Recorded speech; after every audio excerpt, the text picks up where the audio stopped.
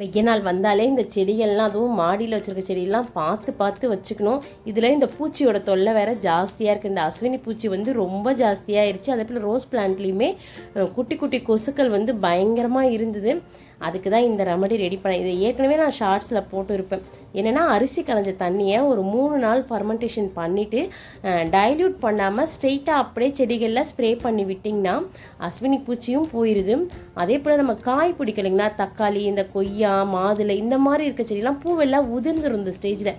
இதை அடிச்சு விட்டோன்னா பூக்கள் உதிராமல் காய் வந்து சூப்பராக பெருத்து வருது. நான் ஒரு 15 நாளைக்கு முன்னாடி அடித்து விட்டுருந்தேன். அது வந்து நல்ல ரிசல்ட் கொடுத்து. நான் வந்து பூச்சிக்காக தான் அடித்து விட்டுருந்தேன். ஆனால் வந்து பூக்களுமே, அதாவது மல்லிப்பூ, ஜாதி மல்லி, இது எல்லாமே பூக்களுமே சூப்பராக வர ஆரம்பிச்சிது. அதாவது 2 in 1 ரெமெடின்னு கூட இதை சொல்லலாம். ஆனால் என்ன ஒன்று, இதை அடிக்கும்போது பயங்கரமாக நம்ம பாடி வந்து ஸ்மெல் அடிக்கும். ஏன்னா அந்த தண்ணி பயங்கர காட்டமாக இருக்கும், பயங்கர ஸ்மெல் அடிக்கும். கொஞ்சம் அட்ஜஸ்ட் பண்ணி நம்ம செடிகளுக்கு அடிச்சுட்டு அதுக்கப்புறம் நம்ம குளிச்சிக்கலாம். ஆனால் செடிகள் வந்து இதில் குளிச்சதுன்னா சூப்பராக இருக்கும்.